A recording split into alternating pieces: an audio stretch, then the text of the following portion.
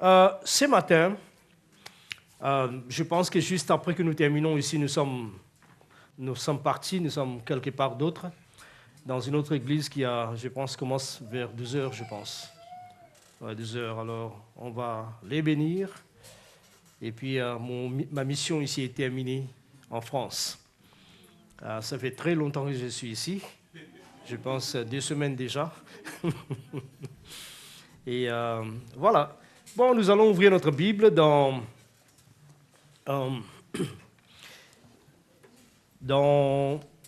Genèse chapitre 28 à partir du verset 10. Nous allons lire quelques versets quand même. L'une des choses que je voudrais vous dire, c'est que nous devons, comme des croyants, apprendre à capturer non seulement un message sur nos notes. Je vois que vous prenez quand même des notes, c'est bon. C'est pas simplement ça. Mais rappelez-vous que j'avais dit quelque chose, je pense c'était vendredi ou samedi quand j'étais là, et je parlais un peu sur on prêche ce qu'on connaît, mais on produit ce que nous sommes. Et souvent, il y a beaucoup de gens qui ont ces difficultés, beaucoup des églises qui ont ces difficultés, parce que nous croyons quelque part que si nous voulons assimiler ou quand même saisir le message intellectuellement, ça va aller. Okay, par exemple, je vais dire quelque chose, par exemple, ce qui garantit, il y a des gens qui font des écoles, nos écoles un peu partout dans le monde, ce qui garantit que ces gens-là vraiment ont un engagement ou une confrontation, on peut dire, avec l'Esprit de Dieu.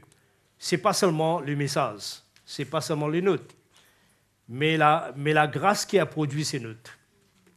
Vous comprenez cela? Et c'est facile de penser que nous sommes en train d'apprendre dans le sens académique, qui est facile parce que vous pouvez mémoriser presque beaucoup de choses, n'est-ce pas, pendant toute une année. Mais quelque part, vous allez noter que la chose que nous cherchons, c'est la transformation. Et nous n'avons ni la force pour être transformés, ni cette grâce qui peut nous transformer. Et cela est dû à quoi?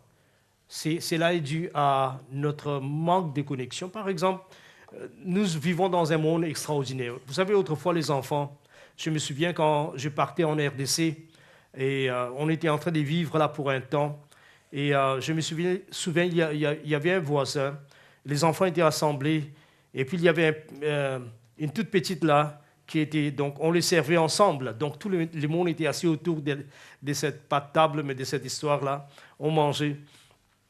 Et comme les autres étaient grands, ils terminaient les repas plus vite. Alors, après quelques instants, l'autre fait comme ça. Et puis, elle commence à pleurer. Parce qu'elle n'a pas réussi assez. La chose que je voulais dire, c'était ceci.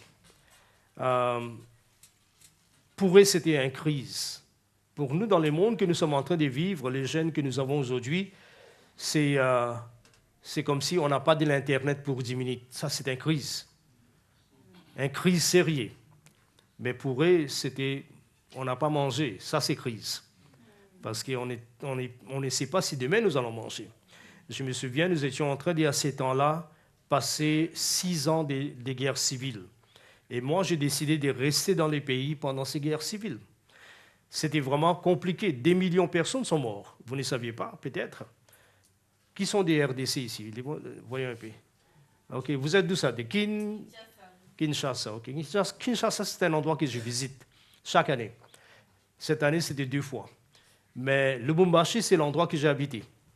Et c'était vraiment compliqué. La vie était compliquée. Les choses étaient extraordinaires. Je me souviens un jour, parce que moi, qui venais de l'extérieur, c'était même plus compliqué parce que, imaginez-vous, je n'ai jamais vu un billet de 5 millions. 5 millions Zaïre. Et puis, vous avez besoin de 13 millions pour acheter une chou. Les choux végétales. C'était vraiment intéressant. Je pense que Zimbabwe a passé un peu plus que ça. Pour eux, ils avaient, je ne sais pas, les billets de 10 millions de dollars. C'était toujours dollars. Ça, c'est extraordinaire. Parce que nous avions quelque chose qu'on disait en Afrique du Sud, dans des blagues.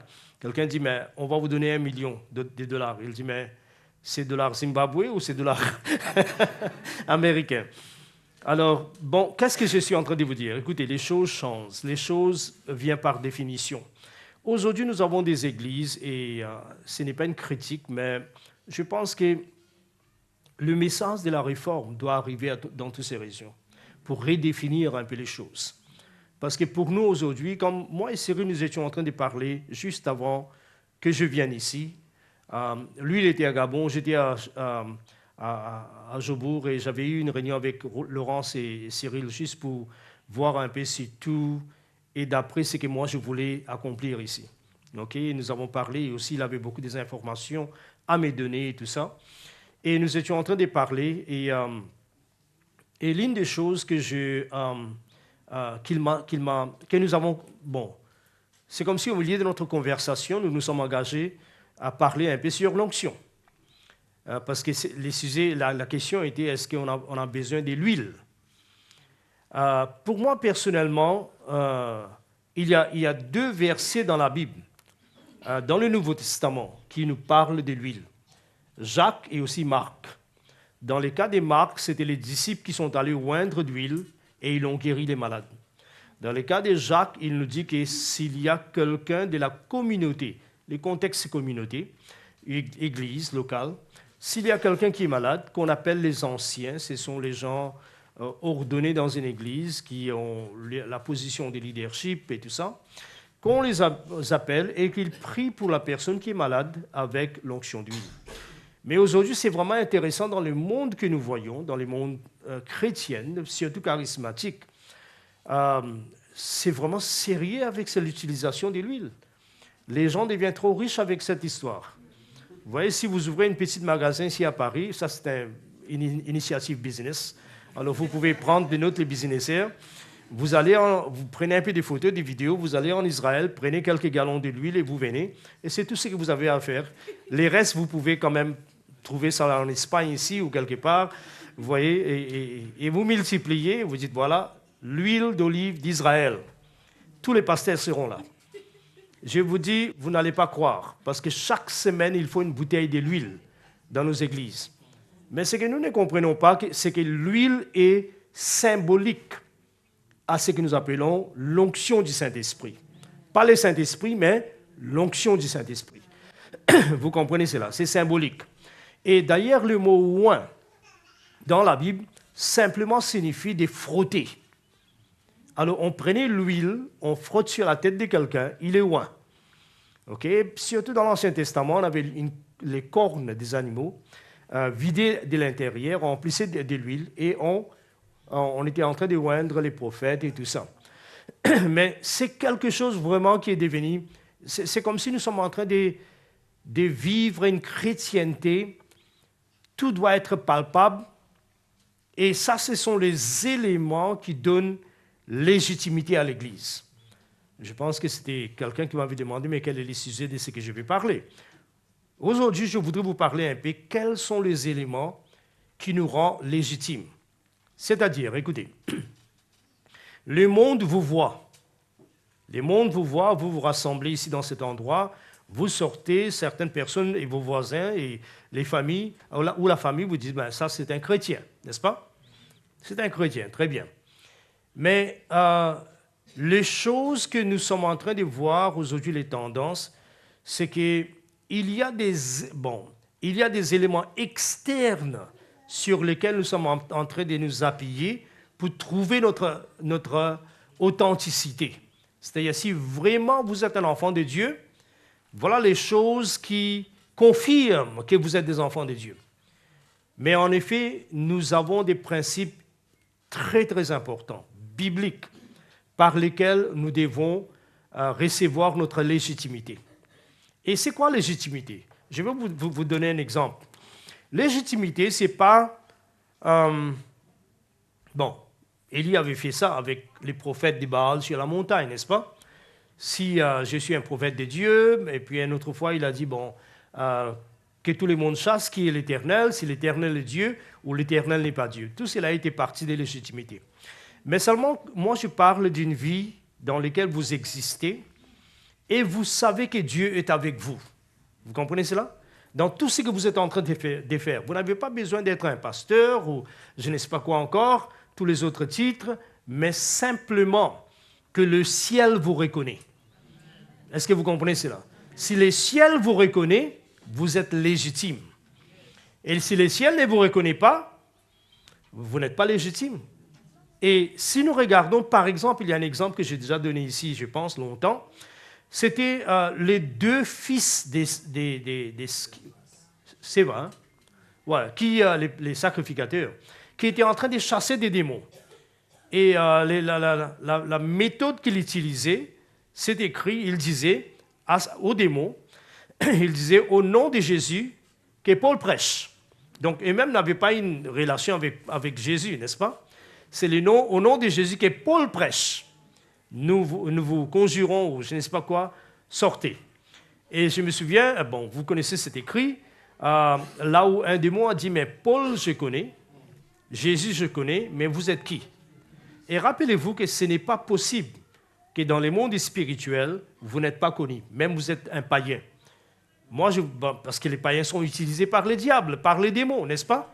Il y a des gens qui sont utilisés par toutes sortes de forces. Soit vous êtes utilisé par Dieu ou par les royaumes des ténèbres.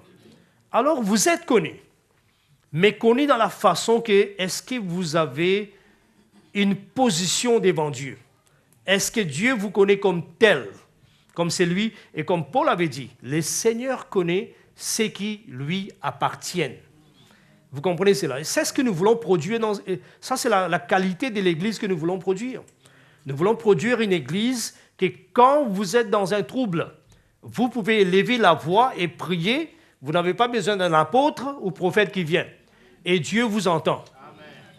Ça, c'est l'Église que vous avez besoin. Donc, une Église légitime est d'abord reconnue. Et c'est comme ça que nous voyons dans les cas des Noé. Vous vous souvenez de Noé? C'est une histoire très connue. Mais si vous regarderez, quand Dieu vient parler avec Noé, qu'est-ce qu'il a dit?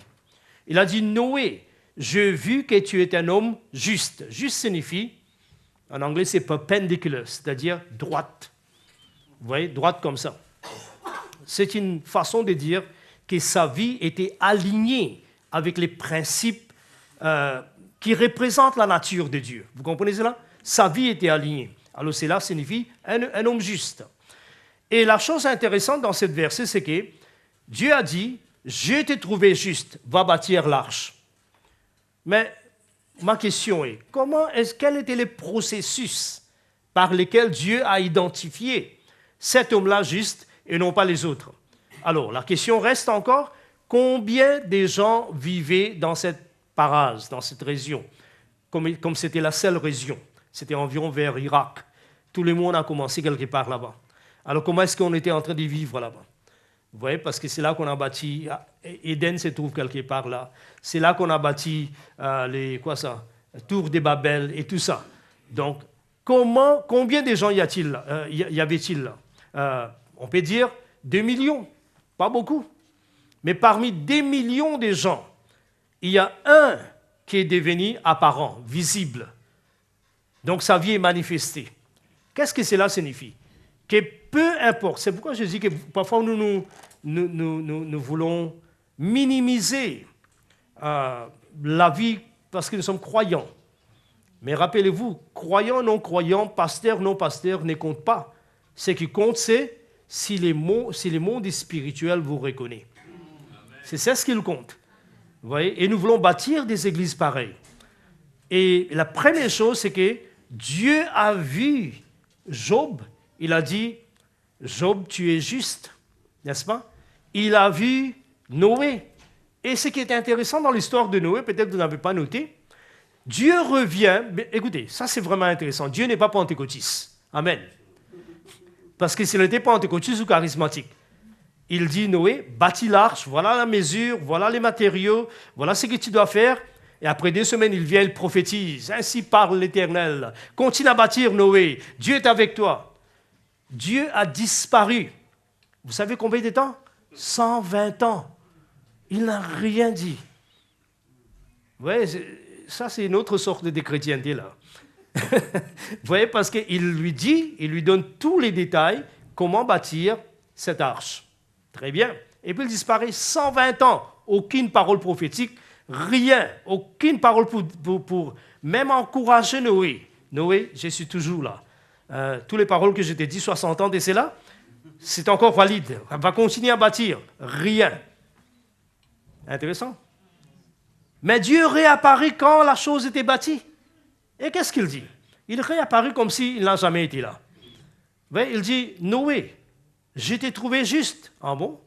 Mais n'est-ce pas que c'est ce que tu m'as dit 120 ans de cela? Et c'est la raison aussi pourquoi tu m'as demandé de bâtir l'arche. Et maintenant tu reviens, tu dis, mais je t'ai vu juste. Mais cette fois-ci pour une autre raison. Il dit, entre dans l'arche. Noé pouvait dire, mais là c'est un peu trop. Hein? J'ai passé 120 ans couper des arbres, 15 ans. Seulement couper des arbres. 15 années. Vous voyez, j'ai loué des gens, j'ai dépensé tout ce qu'il fallait. Hein? Je fais des champs pour que je puisse avoir quelque chose à donner aux gens, qu'ils puissent fabriquer les clous et je ne sais pas quoi encore. Vous voyez, tout ça. Maintenant, tu me dis que je suis qualifié d'entrer, mais c'est moi qui ai bâti cette histoire. Mais laissez-moi vous dire quelque chose. Ça, c'est la deuxième chose qui amène authenticité. Si Dieu vient et il dit que le ciel, ce n'est pas pour Cyril ou Laurence. Le ciel, ce n'est pas pour Dessy, c'est mon église. Dès qu'il dit cela signifie que cette église est légitime. Est-ce que vous comprenez cela? Alors où est-ce que vous allez à l'église? Nous allons, ça c'était une blague, quelqu'un m'avait dit où est-ce que vous allez aujourd'hui? Je vais au ciel. Ne pleurez pas, ce n'est pas la fin, c'est un endroit. C'est une église, ce n'est pas comme si je vais mourir maintenant parce que je pars au ciel. Ça c'est une blague. Mais est-ce que vous comprenez ces principes? La première chose, est-ce que le ciel vous reconnaît? Il y a beaucoup de gens qui ont des étiquettes, qui ont des traits, leur présentation est bien décorée, mais Dieu ne les connaît pas. Même ces personnes, ils chassaient des démons. Ce n'était pas la première personne possédée qu'ils ont approchée. Ce n'était pas la première. Peut-être les autres démons étaient un peu trop dense, on dit en anglais, un peu confus. On nous chasse au nom de Jésus que Paul prêche, nous partons. Ils sont partis. Il y a d'autres démons qui ne veulent pas partir. Vous voyez, je me souviens quand nous étions jeunes dans les églises comme pasteurs, pas pasteurs comme des croyants, on inspirait, là, nous serons pasteurs bientôt. Il y avait beaucoup de démons à cette époque-là, je ne sais pas pourquoi. Beaucoup de démons. En effet, chaque lundi, nous avions une réunion de délivrance. Mais dans cette réunion de délivrance, il y avait 4 lignes. Chaque ligne devait avoir 60 ou 70 personnes. Vous voyez? Alors, c'était tous ces gens, alors on prie. Bon, avant ça, on prêche, on produit la foi. C'était les assemblées de Dieu. Et j'étais l'un des pasteurs, alors on priait. Là, les démons, les gens tombaient, asthmatiques tombent quand ils se relèvent. Il n'y a plus d'asthme et tout ça. Vous voyez? Les gens étaient guéris. Et je me souviens, il y a une fille qui était aveugle. Quand j'ai imposé la main, elle est tombée. Évidemment, il y avait un démon dans cette personne. Et il y a aussi d'autres démons qui étaient violents, très, très violents. Moi, je pense que les rangs étaient ils étaient offensés. Vous voyez, offensés parce que moi, je suis quand même un général, vous me traitez, vous voyez, des choses comme ça. Alors, je me souviens un jour, dimanche, comme ça, parce que chaque dimanche, on prenait la Sainte Seine, la table était là, et on prenait le vrai vin. Alléluia. Enfin. Pour nous, c'était comme ça à cette époque-là. Alors, une fille, là, elle s'appelait Colette, elle était très solide, là. Vous voyez, Colette est possédée. Le problème, c'est qu'il y a 6 personnes qui l'entourent, inclus moi-même. Et le pasteur qui est maintenant le président de toutes les églises, 140 églises, lui, il était notre pasteur à cette époque-là. Alors, il a dit, OK, nous allons taquiner cette fille-là, parce qu'elle est comme ça, les cheveux sont tous comme ça, là, vous voyez. Et elle peut voir sans voir. Alors, elle est là. Et puis, le pasteur s'est approché. Il a donné un coup de poignet. Boum, cassé le nez. Les sangs coulent. Le pasteur a saisi, parce que sa maison était juste à côté. Il monte. Après, il n'a pas dit qu'il va faire quoi. Il dit, OK, je vais prendre l'autorité maintenant.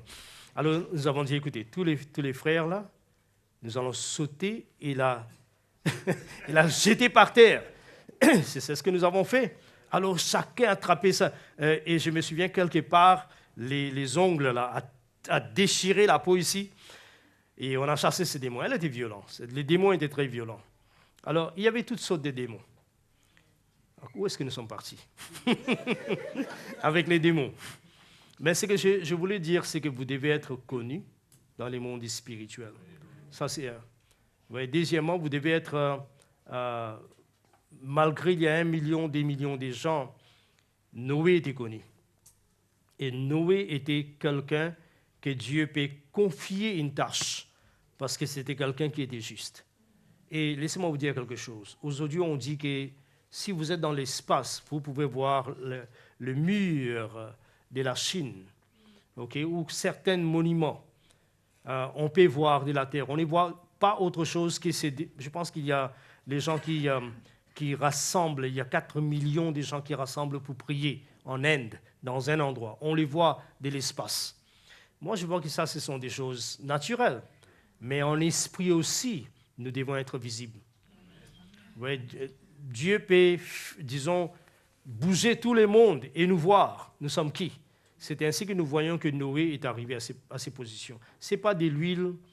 Je me souviens, il y avait même du sang, pas vrai sang. On aspergeait sur les gens dans une église nigérienne, là.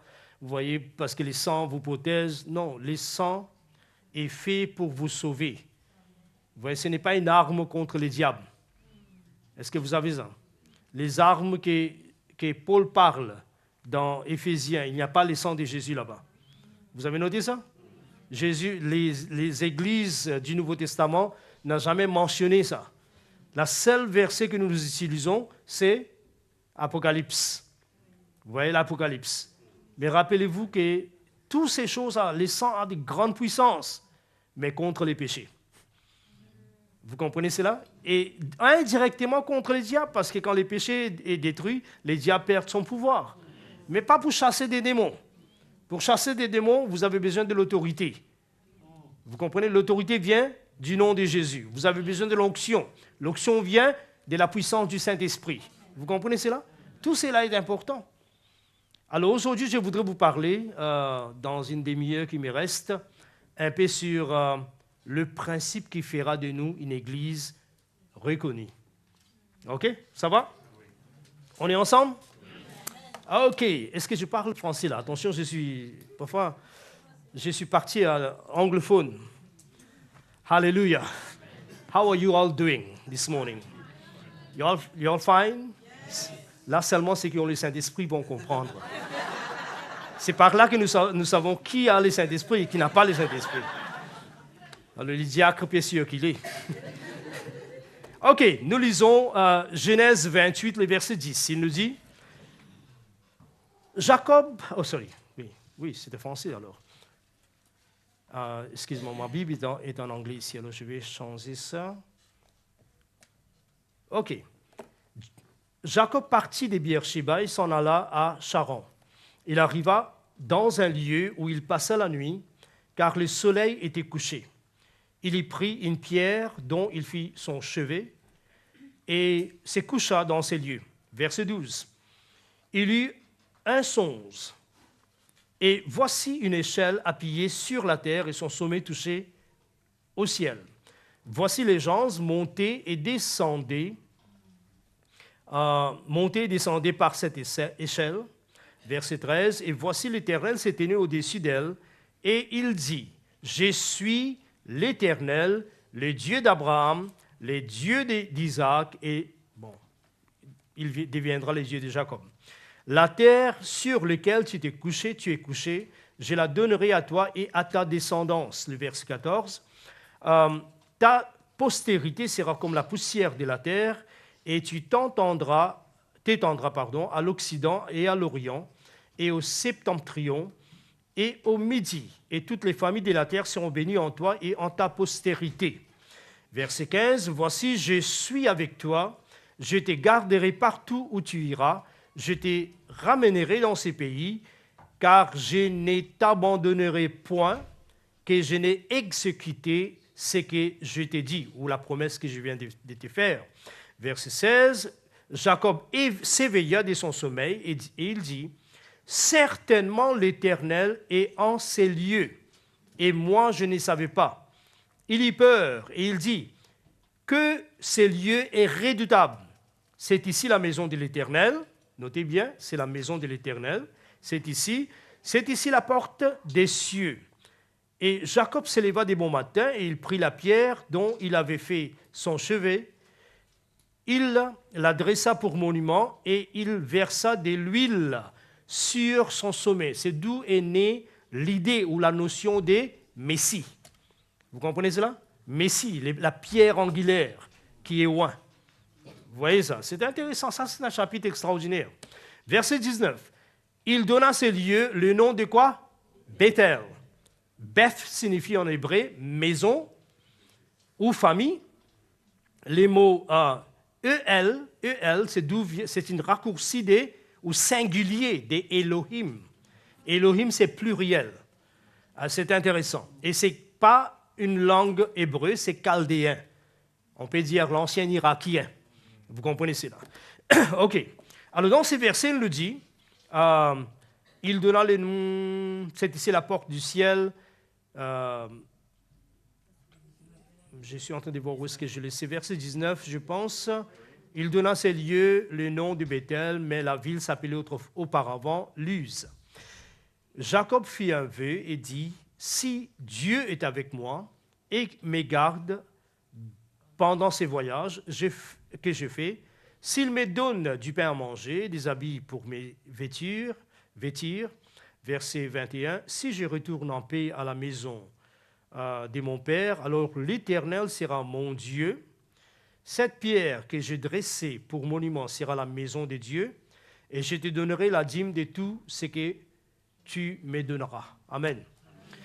Alors, premièrement, vous savez que la dîme, ce n'est pas la loi. Ça ne vient pas de la loi de Moïse, n'est-ce pas? Mais voilà ce que je voudrais dire un peu vite, pour ne pas trop tarder dans une 25 minutes comme ça.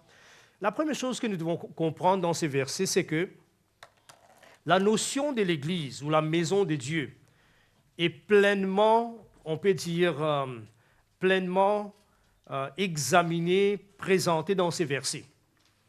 Et nous pouvons voir certains principes spirituels qui doivent devenir des principes dominants. C'est-à-dire, il y aura beaucoup de principes. Par exemple, une communauté doit s'aimer les uns les autres, n'est-ce pas?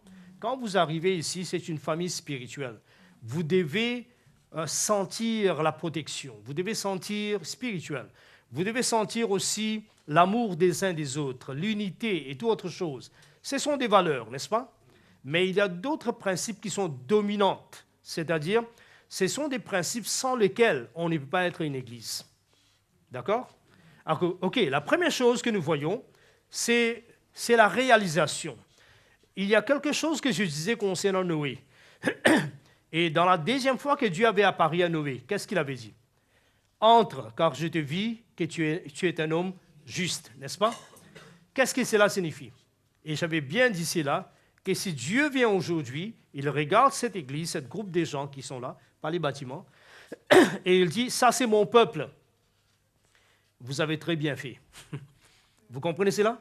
Là, on peut dire félicitations, vous avez bien travaillé. Parce que maintenant, c'est là et son église. Et il peut même dire à Noé, entre, je vais t'autoriser d'entrer dans cette arche que tu as fabriquée toi-même. Mais c'est à moi maintenant. Parce que tout ce qui est Dieu, tout ce qui est bâti sur la terre, si vous voulez que cela appartienne à Dieu, bâtissez-les d'après les modèles que Dieu donne, n'est-ce pas? C'est ainsi que Dieu avait dit à Moïse, bâtis d'après les modèles que je t'ai montrés sur la montagne. Et c'est ce qui a justifié les tabernacles. Et quand ils ont terminé à bâtir, la Bible nous dit que, comme signe d'approbation, la nuée couvrit cette tente. Vous voyez, c'était l'approbation. Et nous avons besoin de ça. Nous avons besoin de la nuée qui nous couvre. Et je vais parler de toutes ces pensées. Premièrement, quels sont les points, les principes?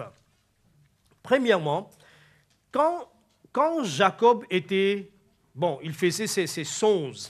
La première chose qu'il a vue, c'était une échelle. Amen. Une échelle. Cette échelle étaient les points qui connectaient la vie d'ici-bas des hommes. C'était dans la réalité des hommes. C'était dans la vie régulière des hommes. C'était appuyé sur la terre. Vous comprenez cela? Mais cela touchait les ciels. Et en effet, l'Église, on peut dire, sur cette échelle. Ou que l'Église doit construire une vie qui devienne cette échelle. Donc le contact entre... Notez bien, quand Jacob regardait, il n'y avait pas un bâtiment, il n'y avait rien. Vous comprenez? Vous voyez, aujourd'hui, l'Église catholique, je me souviens, j'ai écouté un prêtre qui parlait. Mon père. Pas mon père, mais c'est un titre. Qui parlait et qui disait, il y a des gens qui disent que nous sommes l'Église, mais moi je vous dis, ça c'est l'Église. Et il a contredit Jésus. Vous comprenez cela? Alors quand vous lisez par exemple dans Matthieu, quand vous lisez chapitre 16, les versets 16 à 18, qu'est-ce que Jésus va dire? Voilà ce qu'il dit.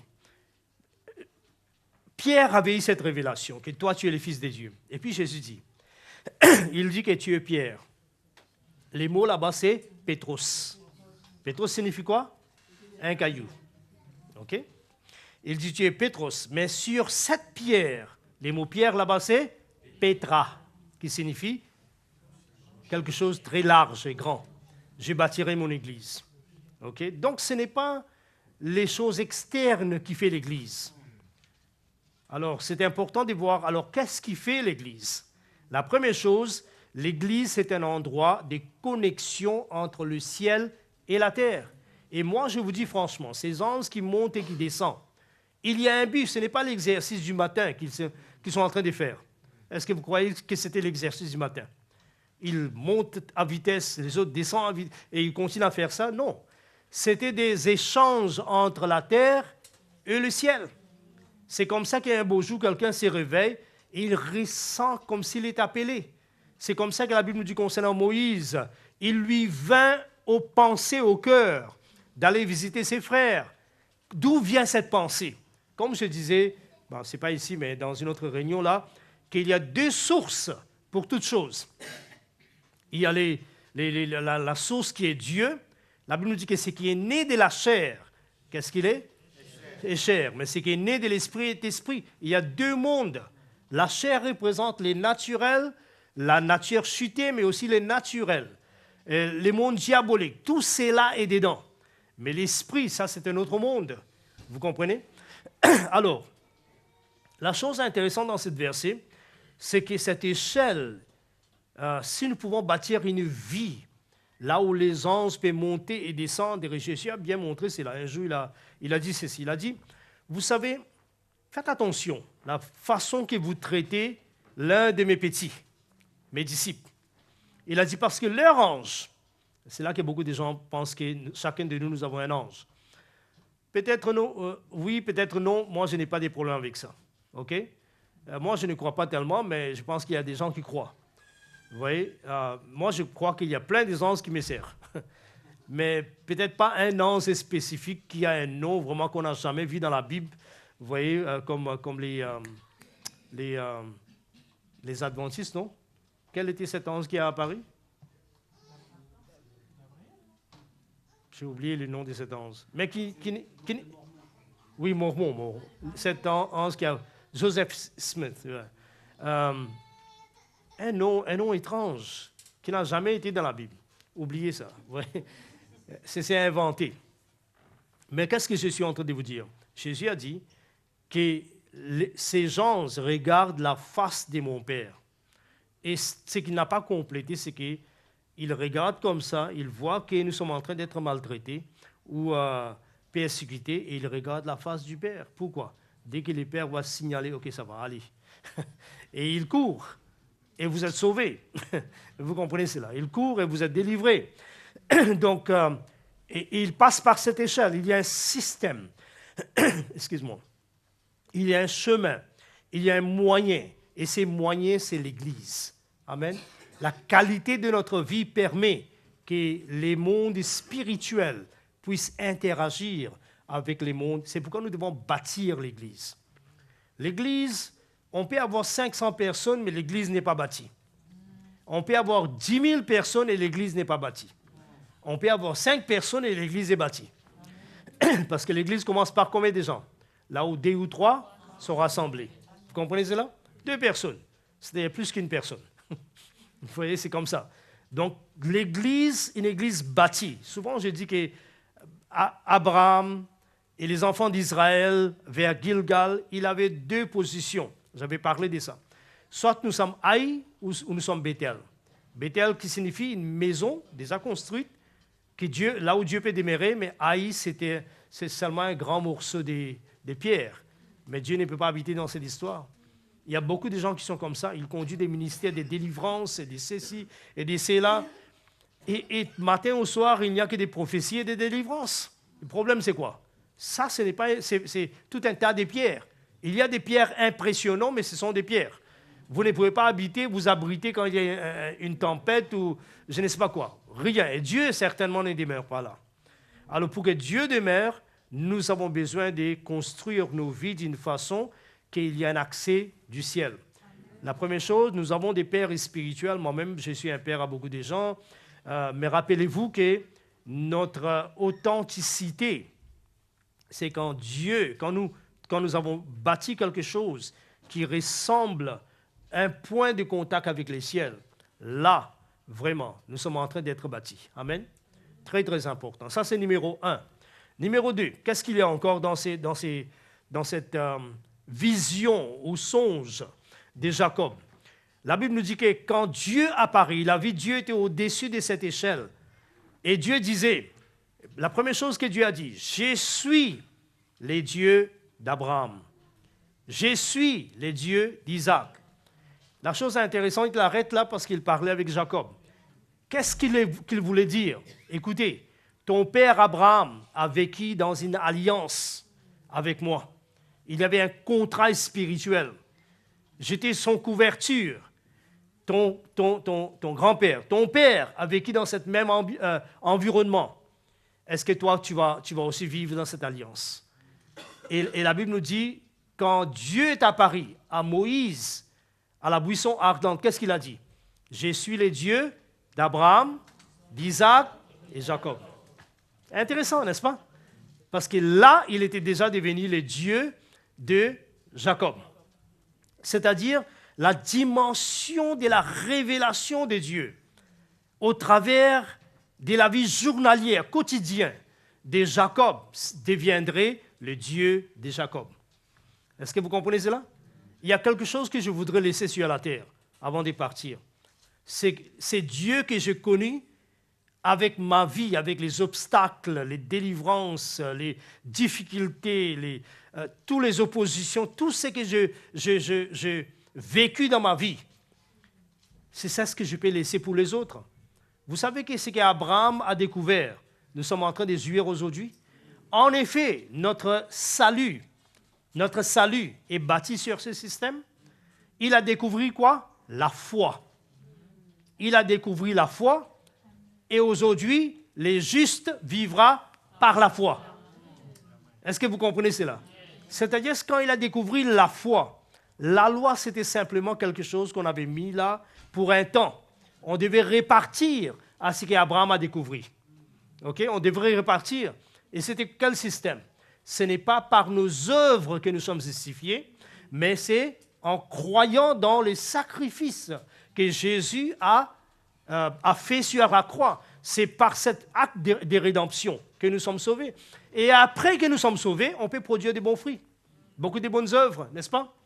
Ça, c'est très important. Alors, quand nous regardons ces choses, vous pouvez voir au travers de l'Écriture, Dieu passe de l'un à l'autre. Le point que je suis en train de vous souligner, c'est que nous avons besoin d'une alliance. Chacun de nous ici, une alliance avec Dieu. Et ça peut venir seulement si nous avons une relation avec lui. Vous voyez, pour moi, il y a des choses que Dieu m'a dit très, très longtemps. Vous n'allez pas croire. J'ai un petit livre là que j'ai écrit beaucoup des années avant.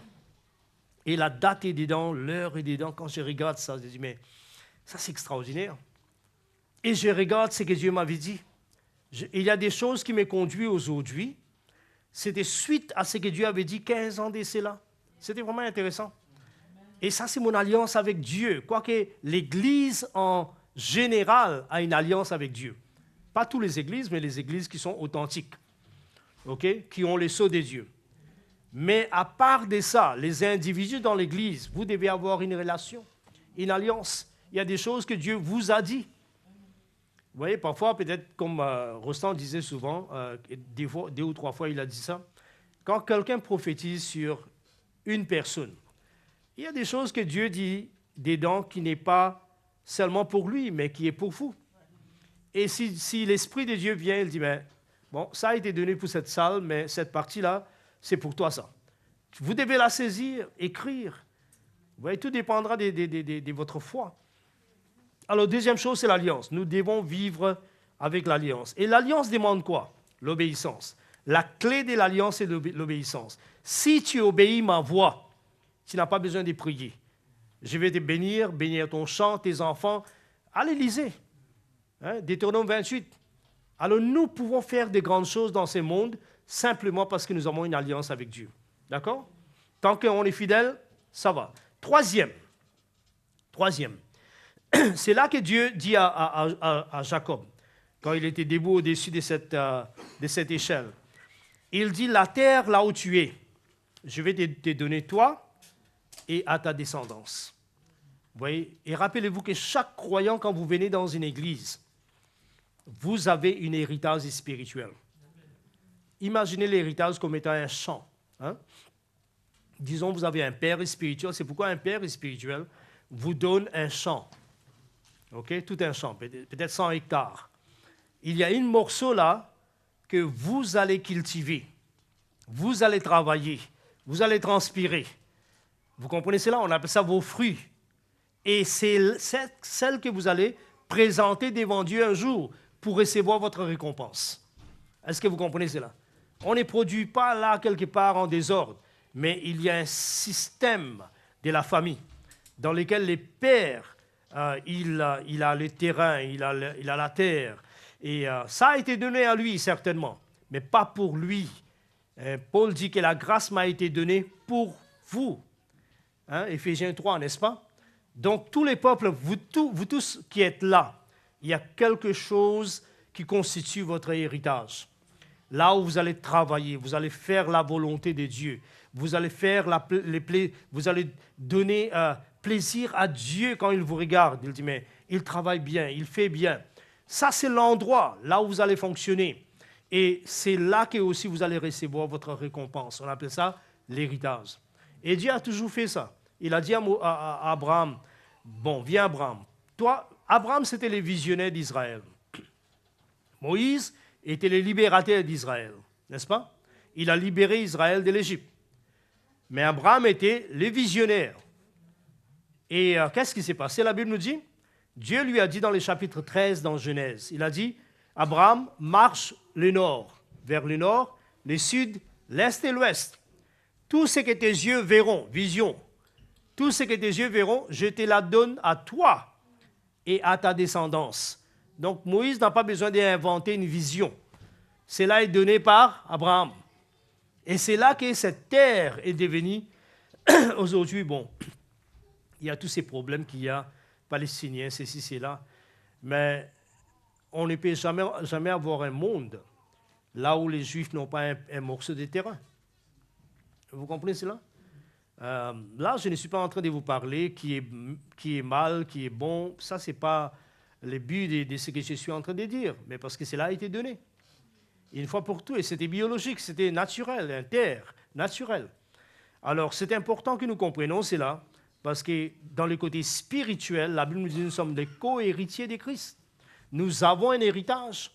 Et cet héritage commence dans une église locale. C'est pourquoi vous qui êtes là, ce qui fera de vous légitime dans l'ensemble comme une église, c'est que chacun de vous, vous avez trouvé votre héritage. La question est, est-ce que vous avez trouvé votre partie du terrain? Ça, c'est la question. Votre fonction. Parce que Jésus a dit, si vous portez beaucoup de fruits, ainsi mon Père sera glorifié. Jean 15. Donc, il y a un endroit où vous devez porter des fruits. Il y a des endroits où vous devez travailler. Il y a des endroits où vous êtes les cultivateurs de la vie. Et quand Christ vient, vous pouvez lui remettre. Vous recevez les talents, vous multipliez, vous devez les donner. Les dons que vous avez, la grâce que vous avez, l'onction que vous avez. Il y a un endroit à exercer cela. L'endroit, c'est cet espace dans lequel, parfois ce n'est pas exactement une fonction dans l'église, chanter ou adorer. Parfois c'est votre boulot là où vous êtes, vous manifestez le royaume de Dieu. Mais pendant que vous êtes en train de faire ça, vous êtes en train de vous ressourcer dans une maison spirituelle. Amen. Très, très important. Très, très important. Et parfois ce n'est pas une personne, quoique nous avons des leaders. Mais parfois la Bible nous dit que chaque part fait son travail. Hein, dans Éphésiens chapitre 4, le verset 16. Chaque membre fait son travail pour que nous pouvons arriver à la maturité. Alors la chose que je suis en train de vous dire ici, dans ces versets, c'est que nous devons, Dieu c'est un Dieu qui nous donne l'héritage. Aussi longtemps que l'héritier et l'enfant, il ne diffèrent en rien d'un esclave. Dieu ne veut pas des esclaves, il veut des fils. Amen. Des filles et des fils. Et les filles et les fils, c'est qu'ils sont héritiers. Ça, c'est le troisième point. Quatrième point que nous regardons, Dieu a dit à Jacob, il a dit, je ne te laisserai pas. Ok, dis à votre voisin, ça c'est aussi ma promesse. Il ne me laissera pas. Ok, je ne te laisserai pas. Il n'y a pas de plus grand encouragement, une parole d'encouragement que ça. Ouais. Il ne te laissera pas. Alors il dit, je ne te laisserai pas jusqu'à ce que j'ai accompli tout ce que je dis concernant toi. Amen. Amen. Il y a des choses que Dieu a parlé dans nos vies, dans nos cœurs, au travers de nos familles, par des prophéties parfois, au travers de la prédication, et Dieu va accomplir tout cela dans nos vies. On appelle ça l'accomplissement du destin. Amen. Il y a des choses que nous sommes destinés à faire. Par exemple, quand nous lisons, nous lisons la vie de David, dans une partie de sa vie, en Actes des Apôtres. Qu'est-ce que la Bible nous dit? La Bible nous dit que David, il a servi le dessein de Dieu dans sa génération. C'est comme si un triangle. Il était quoi? Il a identifié ce qu'il était appelé et créé pour faire. Ça, c'est un. Deuxième, il a identifié la volonté de Dieu et l'endroit où il devait, et les temps où il devait faire ça. Intéressant, non? L'endroit, c'était où? Sa génération. Il a manifesté Dieu. Et je pense qu'il y a des choses que vous allez faire. Et pour vous dire franchement, vous savez, quand j'ai parlé longtemps un peu sur je pense qu'en mai, j'avais parlé de ça. Les pierres, n'est-ce pas, du temple? Vous vous souvenez de ça? Les pierres du temple. Et j'avais dit quelque chose qu'ils avaient coupé des pierres quand ils bâtissaient les temples. Les temples, c'est une autre façon de dire l'église, la maison de Dieu. Quand ils bâtissaient les temples, Salomon, à la fin, ils mesuraient les espaces pour aller tailler des pierres selon les espaces. Et on appelait cela des pierres taillées selon la mesure. Vous comprenez cela? Alors, nous sommes des pierres taillées selon la mesure. Le fait que Dieu vous a appelé, il y a un espace là où vous allez fonctionner. Et peu importe votre grandeur, vous êtes 6 cm, 3 cm, ou que vous êtes 3 mètres, une grosse pierre avec un ministère extraordinaire, peu importe, si on rate cette partie des 3 cm, la gloire ne descend pas. La gloire descend quand le temple est complet. Vous comprenez cela? Donc, chacun de nous sommes utiles. Même si jusqu'à présent, on ne connaît pas exactement pourquoi on est là, qu'est-ce que nous sommes appelés à faire, sachez bien que vous êtes utiles, vous êtes importantes. Et sans vous, la gloire ne descend pas. Amen. C'est pourquoi nous devons bâtir. L'un des philosophies que moi je sais, les philosophies des Jourdains. Les sacrificateurs se tiennent là, au milieu du Jourdain, malgré l'eau déborde, jusqu'à ce que chaque personne a passé. Voilà ce que nous voulons. Nous voulons que les mondes comprennent qu'est-ce que Dieu est en train de faire aujourd'hui. Ouais, alors, ça, c'est le quatrième point. Le quatrième point qui produit l'authenticité parmi nous, c'est réalisation du destin. N'est-ce pas? Réalisation du destin. Et quatrième, il se réveille, il dit, mais Dieu est là. Et moi, je ne savais pas. Vous savez, ça, c'est un peu contradiction, n'est-ce pas? Parce que dans nos églises aujourd'hui, les pentecôtes charismatiques, écoutez, nous ne sommes pas contre, c'est nos frères. Amen. Ce sont nos frères. Nous avons des relations avec beaucoup parmi eux.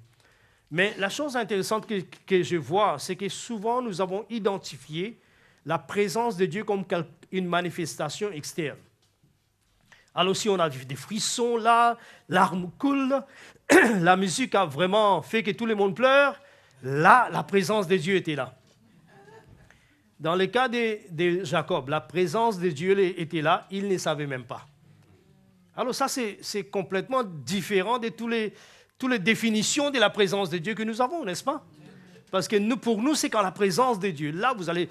Vous voyez, on commence à faire tout ça, il y a des gens qui commencent à sauter, toutes sortes alors vous dites là, la présence de Dieu est là. Pourquoi cette histoire est identifiée avec la présence? Là, nous voyons qu'il n'y a personne d'autre, il n'y a que Jacob. Il est seul dans une brousse là, vous voyez, avec une pierre sous sa tête. Et Dieu était là tous ces temps-là, il ne les savait pas. Qu'est-ce que cela signifie? C'est possible que Dieu soit là et vous n'êtes pas au courant. La faute est à qui? Vous devez vous sensibiliser à la présence de Dieu. Vous devez être entraîné pour connaître la présence de Dieu. Ce n'est pas une manifestation qui dira la puissance de Dieu est là. J'avais fait une série d'enseignements sur la puissance de Dieu. Ça se trouve sur YouTube. L'une des choses que j'avais dit, que Jésus disait, vous ne connaissez ni quoi? L'Écriture, ni les Écritures, ni la puissance de Dieu. Donc, vous ne pouvez pas identifier la puissance de Dieu dans une manifestation. Vous devez l'identifier dans l'Écriture. Est-ce que vous comprenez cela? Quoique les manifestations seront là. Alors, la chose que nous voyons dans ces versets, qui est très très important, c'est que lui, il n'était pas au courant, mais maintenant, soudainement, il est devenu conscient que Dieu est là. Et l'une des choses que vous devez être conscient, et vous devez bâtir cela. Comment est-ce qu'on bâtit la présence de Dieu au milieu de vous? Vous devez bâtir quand vous commencez à vivre d'après l'Écriture. Quand vous commencez à faire sa volonté. Quand vous déférez, c'est-à-dire vous remplacez votre volonté avec la volonté de Dieu. Vous préférez, comme Jésus a dit, non pas ma volonté, mais que ta volonté. Quand tout cela existe, Dieu demeure parmi nous. Amen. Quand nous sommes, comme c'était l'arche de Noé, bâtie d'après les modèles, la tente d'assignation de Moïse, bâtie d'après les modèles, les temples de Salomon, bâtis d'après les modèles, dans tous ces cas, quand c'était terminé, il y avait de preuves que Dieu était là. La nuée sur les temples, sur les tabernacles, et aussi la nuée qui remplissait ce qu'il est à l'intérieur du temple, de tel point que les sacrificateurs ne pouvaient plus faire des sacrifices, les efforts humains étaient là. Et l'une des choses que j'aime avec Tamu, c'est que quand il a commencé l'église à Santon, il a dit nous allons inviter personne. Quoique nous croyons dans l'évangélisation, on n'invite personne. Il y a 700 personnes là-bas. Mais les gens qui sont là, il y a environ 16 médecins qui sont assis. Il y a des personnages spécifiques que Dieu a envoyés. Quand on était en train acheter les bâtiments, il y a quelqu'un qui est venu la donner 4 millions. Voilà, prenez ça. Vous voyez? Vous comprenez cela? Quand nous cessons de bâtir dans la chair et que nous bâtissons en esprit, selon les modèles de Dieu, la première chose que vous verrez, c'est la présence de Dieu. Amen. Et vous devez entrer ici, même s'il n'y a personne, vous entrez un peu tôt, vous devez sentir qu'il y a quelque chose qui demeure. Et c'est ce que nous devons apprendre à bâtir une présence dans nos maisons, dans la famille. Bâtir la présence ici qu'on rassemble, ça peut être temporaire, ça peut être pour un temps, mais que cela soit bâti. Vous comprenez? C'est ce que David, c'était son désir. Il avait dit à Nathan, Nathan, moi je demeure dans un château fait avec avec des bois, des Libans, des cypres et tout ça. Il a dit, mais l'arche qui représentait la présence de Dieu demeure dans une tente. Je voudrais bâtir un temple, un endroit permanent. Voilà les mots dominants. Permanent. Nous devons rendre la présence de Dieu permanente parmi nous. Ça, ce sont des piliers spirituels qui font de nous une église. Vous ne voulez pas être une église qui n'a pas la présence? Oui. Ça, c'est sixième, je pense. Cinquième. Sixième.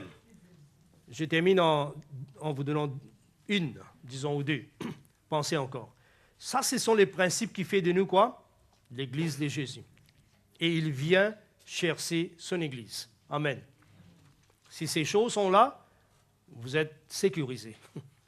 Si tout ce que vous avez, c'est des bruits et un prophète qui court à la fin jusqu'au fait les navettes là, vous êtes en danger. Vous êtes en danger parce que ça, c'est la manifestation de son ministère. Mais vous n'êtes pas bâti comme une église. Vous comprenez ça? Ça, c'est un danger. Nous avons un chez nous là. Je me souviens, c'était la comédie. Dès que je voulais regarder un peu la comédie, je mets les YouTube, on regarde.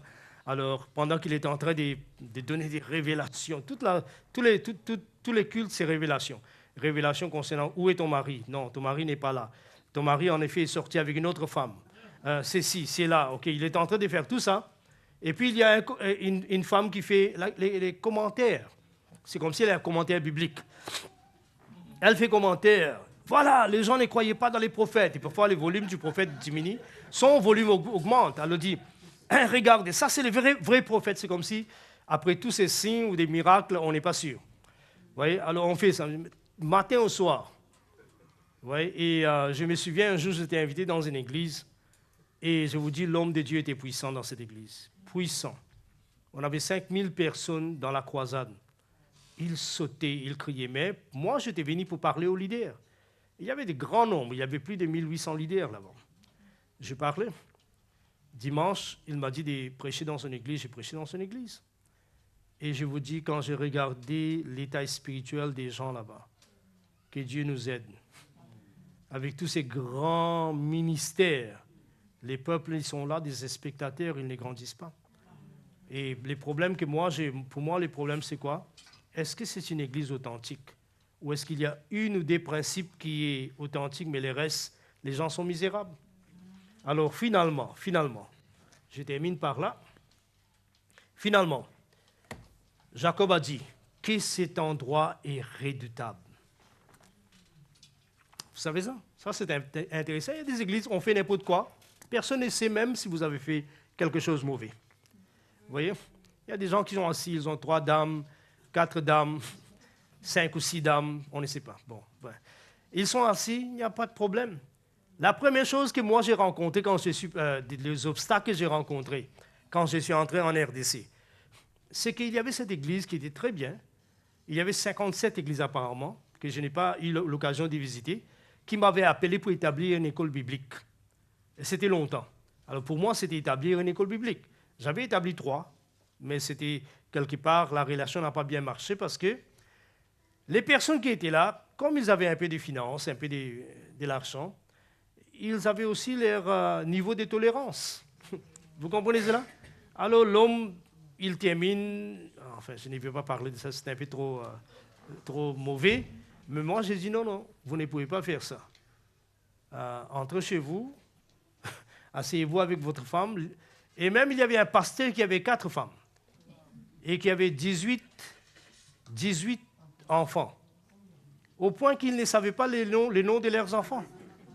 Un jour, devant moi, il disait comme ça, les garçons viennent, elle dit, toi, il a dit un nom. Non. Cédric, non. Son nom, c'était Cédric. Il a terminé avec 3-4 noms avant de vraiment dire exactement les noms de cet enfant. Alors moi, je lui ai regardé, je lui ai dit, mais tu vois les problèmes qu'il y a? Tu as un problème? Finalement, c'était un bon homme. Il a décidé de débarrasser des autres dames, voir comment prendre soin, ceci, cela. C'était bien. Vous voyez, sauf qu'il a gardé la jeune dame, il a débarrassé des... On appelle ça des humains. Les humains, ils peuvent habiller très bien, mais il y a des problèmes. Les humains. Alors, la crainte de Dieu.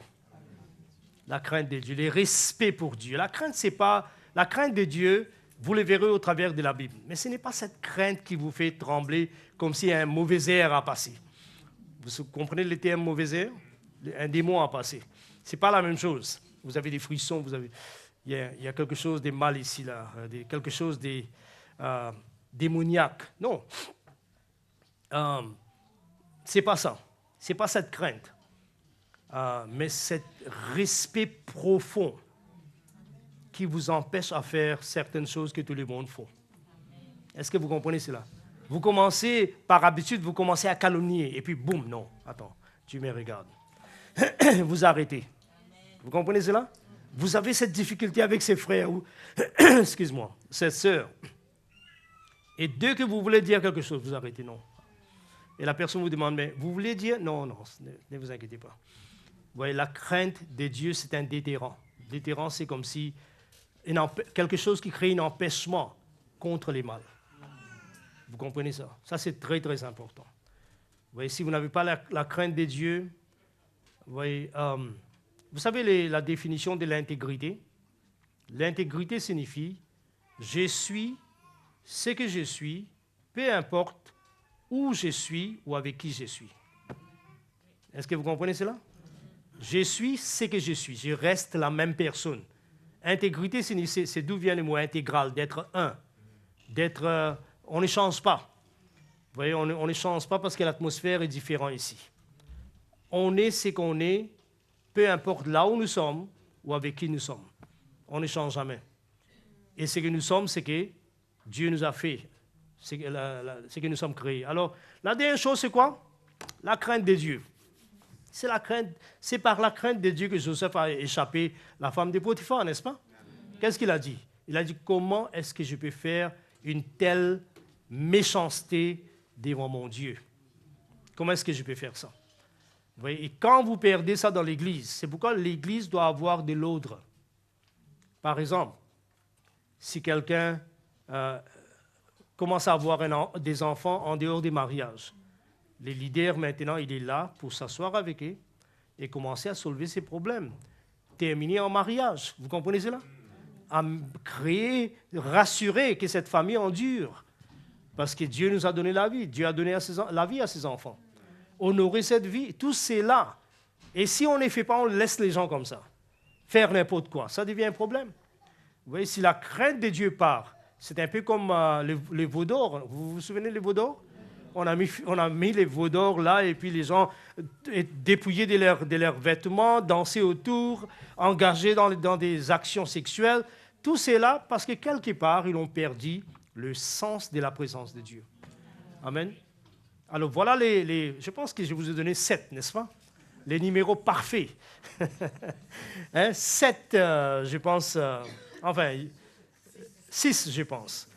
Ouais, 6, c'est vrai.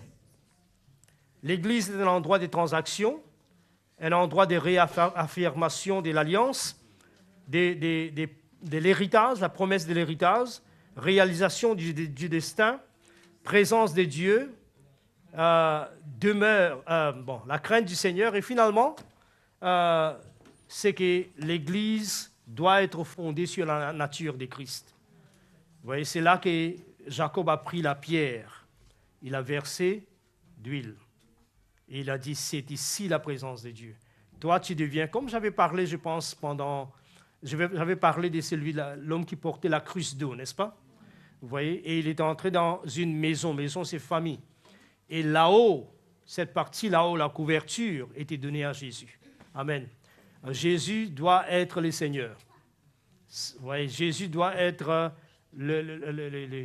la pierre angulaire qui tienne les bâtiments ensemble, la vie des gens ensemble, les valeurs qui sortent de là. L'Église est la représentation de la nature de Christ. Ça, c'est plus ou moins ces quelques principes que je voulais vous donner aujourd'hui. Et est-ce que vous avez bien reçu ça? Amen. Simple, mais très important. Et si vous avez ces principes parmi vous, vous bâtissez avec les temps, vous revenez à ces pensées, vous développez la crainte de Dieu, c'est quoi? Vous parlez un peu sur la présence de Dieu. Vous voulez comprendre un peu plus sur la présence de Dieu? Allez sur YouTube, j'ai environ une dizaine des heures d'enseignement sur la présence de Dieu. Et là, je détaille vraiment la présence de Dieu, c'est quoi. Allez voir un peu tout ça. Et ça va vous aider. Amen. Alléluia. Alors, aujourd'hui, on peut dire qu'on a tout terminé sur l'ordination, l'Église est établie, le leadership est là, et avant que je vous quitte, je voudrais prier pour vous. OK? Nous avons prié pour les anciens, nous avons prié pour les pasteurs, nous avons prié pour les diacres et diaconesses. Je ne sais pas s'il y avait des diaconesses, j'ai oublié. Il y avait, bon, on a prié pour les diaconesses qui n'ont pas pensé à me servir. Je suis entré, personne n'a porté ma Bible. Ça, c'est une blague. Hein? Moi, je n'aime pas les gens porter ma Bible. Elle est trop... Alors, mettons-nous debout, nous allons prier. Nous allons prier. Seigneur notre Dieu, je te présente, Seigneur Dieu, ton peuple. Et Seigneur,